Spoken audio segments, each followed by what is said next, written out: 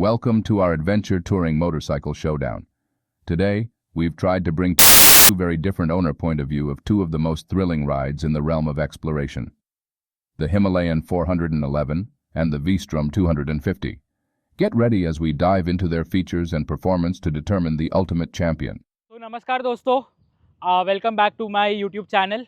आपने देखा होगा मेरे को बहुत ट्रैवल करते हुए आज का जो मैं व्लॉग लेके आया हूँ वो थोड़ा यूनिक है, थोड़ा अलग है। सो आज के इस वीडियो में मैं कवर करने वाला हूँ दो बाइक्स को, जहाँ पे हम दो ओनर्स का रिव्यू जानने वाले हैं अबाउट द बाइक्स। आप मेरे लेफ़्ट में देख सकते हो, मेरे पीछे खड़ा है मेरा खुद का Ashwatthama which is royal Enfield 411 and मेरे राइट में पीछे खड़ा है Suzuki we-storm which is Nilesh भाई का चेतक।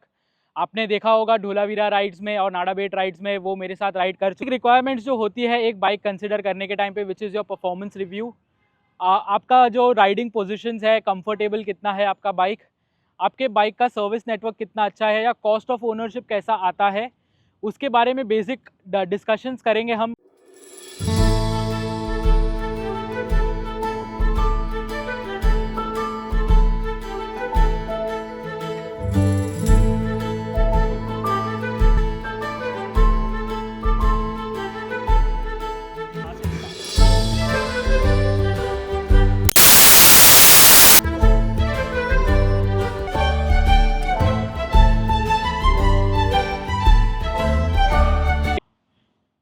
सो दोस्तों, ये वीडियो में आगे बढ़ने से पहले मैं एक चीज़ बताना चाहूँगा।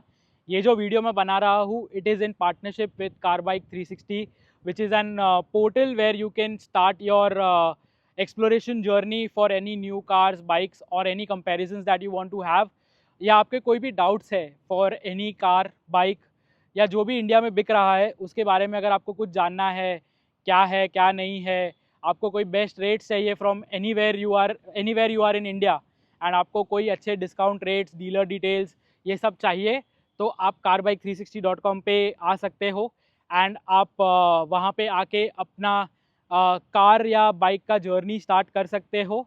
मैं उसका लिंक आपको डिस्क्रिप्शन में डाल दूँगा एंड अभी वो नीचे भी मेरे स्क्रीन पे आ रहा होगा।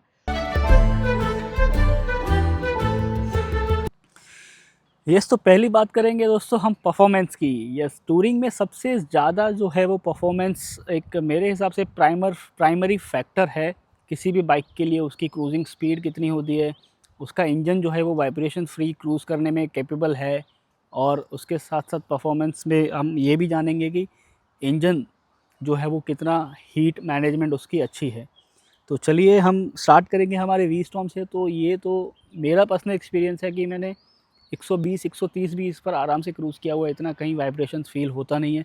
बट यस, कहीं ना कहीं इंजन का बज़ आप बोल सकते हो वो नॉर्मली हर एक पेट्रोल इंजन में या फिर डीजल इंजन में वो बज़ होता ही है, चाहे वो 2 व्हीलर में हो 4 व्हीलर में हो, तो वो चीज़ एक्सपीरियंस होगी।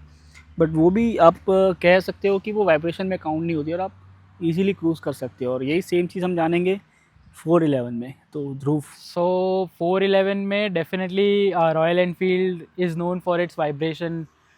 तो वो इशू है, सबको पता है, इट इज़ यूनिवर्सल। तो अगर आप 80-90 तक हो तो you will never feel the vibrations. The engine is in a very sweet spot because इसका टॉर्क जल्दी आ जाता है। तो when you go at a higher speed of 100-110 तो आपको एक्चुअली में वो वाइब्रेशंस आपके हाथ से लेके आपके पैरों तक सब जगह पे फील होता है। तो बात हम आगे इसके बाद बात करेंगे हीट मैनेजमेंट की। तो ये सिटी राइड में आपको कहीं ना कहीं मुझे लगता है कि एक लिक्विड कूल्ड इंजन तो डेफिनेटली यार बेटर परफॉर्मेंस आपको प्रोवाइड करेगा ही। बट यहाँ पर हमारे दोनों ही बाइक्स जो है ये ऑयल कूल्ड है। तो ऑयल कूल्ड में हम जानेंगे, इसको मैंने सिटी में अब तक चलाया है तो एज सच इशू अभी तक तो हीट का इतना आया नहीं है मुझे सिटी में। और वहीं ऑन दी अदर साइड हम, ध्रुव भाई आप बताओ कि 411 का क्या सीन है। हीट के बारे में मैं बात ना करूँ तो ज़्यादा बेटर है। सो डेफिनेटली सबको पता है कि हैवी टॉर्क एंड उसके वजह से इसका रेडिएटर जो दिया है, जो ऑयल कूल का रेडिएटर है या जो भी फैंस है वो बहुत छोटा है। तो उसके वजह से सिटी में it is very difficult, specially in summers जहाँ पे टेम्परेचर ज़्यादा होता है। व्हेन वी से अगर हम मुंबई की बात कर रहे हैं तो यहाँ पे हमारा एवरेज टेम्परेचर समर में 35 क्रॉस कर जाता है। ह्यूमिड होता है, तो ह्यूमिड की वजह से भी मतलब टेम्परेचर ज़्यादा रहता है, तो वो उसके वजह से डेफिनेटली तुमको हीट फील होगा। आई विल नॉट से कि नहीं भाई नहीं होता है, होता है। It is on the rider कि उसको कितना हीट बेयर कर सकता है, कितना कंफर्ट तक वो जा सकता है in terms of absorbing that heat and managing the rides. Yes, तो इसके बाद हमारा सेकंड टॉपिक जो है वो है कंफर्टेबल टूरिंग अर्गोनॉमिक्स। तो अर्गोनॉमिक्स के मामले में अगर मैं सुजुकी की बात करूँ तो सस्पेंशन यस इतना बेस्ट नहीं है, इतना ट्रैवल इसका अच्छा नहीं है, तो कहीं ना कहीं आपको वो झटके ऑफ रोड में, प्रॉपर ऑफ रोड है तो वहाँ फील होंगे ही। ऑन दी अदर हैंड हम जानेंगे हिमालयन 411 का of road experience. Himalayan is known for its of road capabilities definitely. तो यार अर्गोनॉमिक्स की बात करूँ या कंफर्ट की बात करूँ तो हैंड्स डाउन कोई भी बाइक इस सेगमेंट में, इस प्राइस में इसके जितना अच्छा परफॉर्मेंस नहीं दे सकती।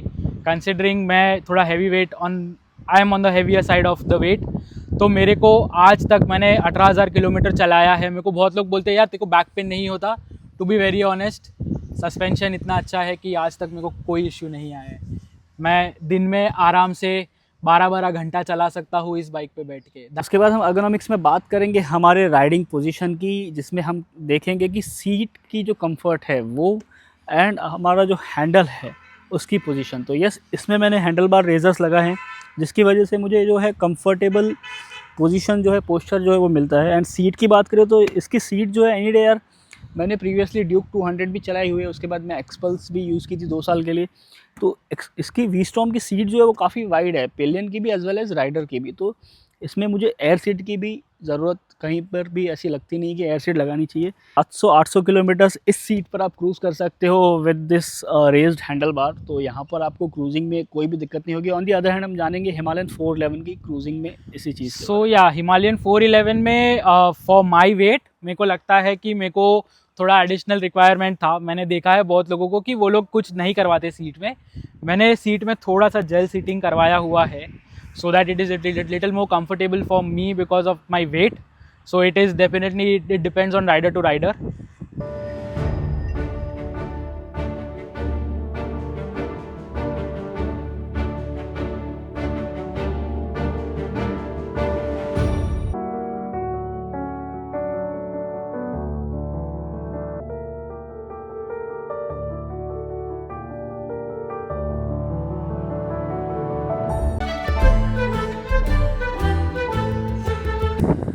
दोस्तों अब हम बात करेंगे हमारे तीसरे पॉइंट यानी कि लगेज ऑप्शंस की। यस, तो आप कभी भी लॉन्ग राइड पर जाते हो 2 या 3 दिन या उससे ज़्यादा, तो आपको लगेज की रिक्वायरमेंट तो होती है, अगर आप सोलो भी हो, पिलियन के साथ भी हो। तो यहाँ पर लगेज के बारे में मैंने यहाँ पर सैडल स्टेज भी इंस्टॉल किए हैं, पीछे टॉप रैक भी है। तो यहाँ पर आप टॉप बॉक्स और पैनियर्स अपने चॉइसेस के हिसाब से, अगर आपको सॉफ्ट लगेज पसंद है तो आप यहाँ पर सैडल बैग्स भी यूज़ कर सकते हो। उसके साथ यहाँ पर हम देखेंगे ये टैंक बैग भी आप अपनी चॉइसेस के हिसाब से लगा सकते हो। There are plenty of brands. उसके बाद हम लगेज में यहाँ पर क्रैश बार बैग्स भी यहाँ पर यूज़ कर सकते हैं। आप कोई भी क्रैश गार्ड यहाँ पर इंस्टॉल कर रहे हो इंजन प्रोटेक्शन के लिए, तो उसके ऊपर यहाँ पर ये बैग्स भी आपको एक्स्ट्रा लगेज के लिए मिल जाते हैं ऑप्शंस। तो लगेज के बारे में मैं कहूँगा काफ़ी सॉर्टेड है, कहीं पे भी कुछ दिक्कत है नहीं। एक जो प्रॉपर एडवेंचर टूरर बाइक में लगेज की कैपेसिटीज़ होनी चाहिए वो सारी है। और हिमालयन 411 में जानेंगे हम कि क्या क्या लगेज के लिए हमें स्कोप मिलता है। तो yes Dhruv. Yeah so with 411 obviously there is an option of a top box. यहाँ पे आप टॉप बॉक्स लगा सकते हो। अगर आपके पास प्लेट है तो आप सॉफ्ट लगेज बांध भी सकते हो विद द बंजीज। उसके अलावा अगर आपको हार्ड लगेज पसंद है तो आप एल्यूमिनियम या प्लास्टिक के पैनियर्स लगा सकते हो। उसके अलावा सॉफ्ट लगेज के बहुत सारे ऑप्शन होते हैं, सैडल बैग्स है। आपको अगर आप पिलियन के साथ नहीं ट्रैवल कर रहे हो तो आपके पास एक ऑप्शन है कि आप पीछे टेल बैग भी बांध सकते हो अपने। करेक्ट। उसके अलावा टैंक है तो ऑब्वियसली आप टैंक बैग कोई भी कैरी कर सकते हो, मैग्नेटिक या नॉन मैग्नेटिक आपको बांधना है तो plenty of room. Metal tank होने की वजह से यस आपके पास एक एक्स्ट्रा ऑप्शन बन जाता है कि आप मैग्नेटिक टैंक बैग भी यूज़ कर सकते हो, जो कि इस फाइबर टैंक पे आप यूज़ नहीं कर सकते। या सो मेटल के वजह say that is a benefit. उसके अलावा यहाँ पे ये जो क्रैश ये जो बोलते हैं कि दिस इज़ अ फ्रेम ही है हिमालयन की, ये फ्रेम पे भी आपके पास ऑप्शंस है जहाँ पे आप क्रैश गार्ड बैग्स लगा सकते हो। और या तो फिर आप यहाँ पे अपना जेरी कैंस भी माउंट करके जेरी कैंस भी कैरी कर सकते हो। बहुत सारे ऑप्शंस है हिमालयन में एंड बहुत सारे परम्यूटेशंस एंड कॉम्बिनेशंस में लोग लगेज यूज़ करते हैं। तो ऑब्वियसली जगह बहुत सारी है, इट इज़ ऑन यू कि आपको कितना लगेज कैरी करना है, कैसे कैरी करना है। यस तो दोस्तों, अब बारी है हमारे फोर्थ पॉइंट की, जो कि होगा आप सबके लिए important factor, reliability and maintenance. तो आपकी जेब कितनी ढीली होने वाली है इन दोनों में से कोई भी एक बाइक अगर आप लेते हो तो स्टार्ट करेंगे सुजुकी वी-स्टॉर्म 250 से। तो being a Japanese engine, reliability के मामले में तो नो डाउट ये भी मेरा एक फैक्टर था इसको चूज़ करने के लिए ओवर द KTM 250 एडवेंचर। हालांकि नो डाउट उसकी भी रिलायबिलिटी काफ़ी अच्छी है, लेकिन ये जो बाइक है इसका मुझे रिव्यूज़ काफ़ी पॉजिटिव मिला रिलायबिलिटी के मामले में। और हम बात करेंगे इसके मेंटेनेंस की, तो सर्विस कॉस्ट मेरी प्रीवियस एक्सपल्स थी ऑलमोस्ट सिमिलर है। दोनों सर्विस, जनरल सर्विस की बात कर रहा हूँ मैं, तो वो एक मैनेजेबल कॉस्ट है। आप मतलब नॉर्मली 250 सीसी या 200 सीसी की बाइक में उतना मेंटेनेंस कॉस्ट तो आने ही वाला है। उसके बाद हम बात करेंगे सर्विस नेटवर्क की, तो सर्विस नेटवर्क सुजुकी का काफ़ी अच्छा है, मतलब इतना अच्छा भी नहीं है हीरो या रॉयल इनफील्ड का जैसा, but yes definitely plenty of service centres काफ़ी डिसेंट सिटीज़ में आपको मिल जाएंगे हर जगह पर। तो सर्विस नेटवर्क का भी इतना कुछ इशू नहीं है। ऑन दी अदर हैंड हम जानेंगे रॉयल इनफील्ड 411 के बारे में, इसकी रिलायबिलिटी की बात करते हैं पहले। तो या डेफिनेटली इंजन रिलायबिलिटी के बारे में आई कैन नॉट से कि यार ये जापानीज इंजन को बीट करने वाला है in terms of Correct. Smoothness, refinement, ये वो सब नहीं। Royal Enfield is known for its very different kind of engines that they have made. Personally reliability को लेके कुछ इशू ऐसा हुआ है कि कहीं ब्रेकडाउन या फिर इन 15 से 20,000 किलोमीटर की जर्नी में कहीं इंजन को लेकर कुछ मेजर इशू आ गया हो कहीं to be very honest, major breakdown मेरा सिर्फ बैटरी को लेके हुआ है। बैटरी में थोड़ा इशू आया था, बट इंजन में आज तक मेरे को कोई भी ब्रेकडाउन नहीं हुआ है इन 18,000 किलोमीटर्स।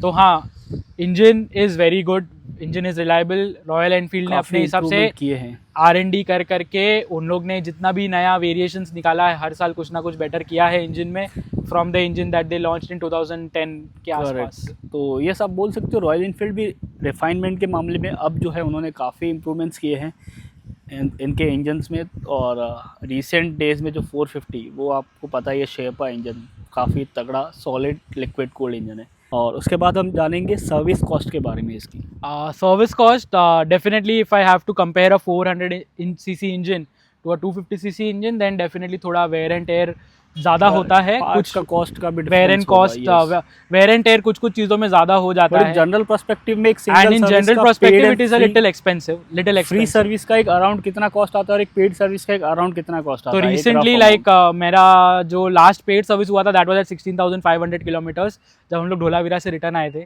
तो वो 15,000 पे होना था, बट हम लोग ने एन रूट मेरा इतना भी ध्यान नहीं गया, तो दैट वाज एन कंप्लीट, हाँ मतलब that was an complete paid service. तो वो पेड सर्विस में मतलब मेरा स्विंग आर्म हो गया या मेरे सस्पेंशंस हो गए, वो सब कुछ सर्विस हुआ था।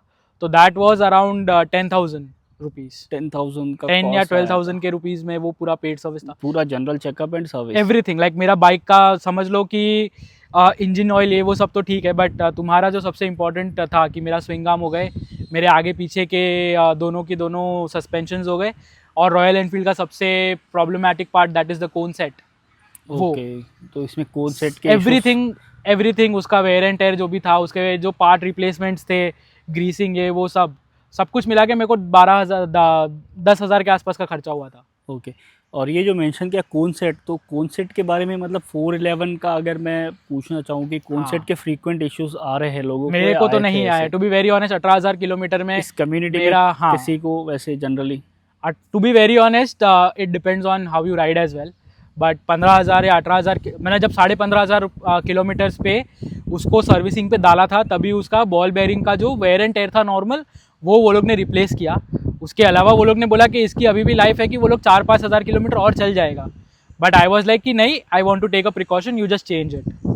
ओके, तो जैसे कि दोस्तों आपने देखा अभी कि हम लोग ने काफ़ी डिटेल में हम दोनों बाइक के बारे में डिस्कस कर चुके हैं। As a owner of Royal Enfield who has ridden 18,000 kilometres, मैंने अपना पॉइंट ऑफ व्यू रखा है of the bike, and Nilesh ने भी 6,000 किलोमीटर्स के हिसाब से उसको जो अच्छा लग रहा था, उसने जो भी बाइक में फील किया उसके बारे में बताया है।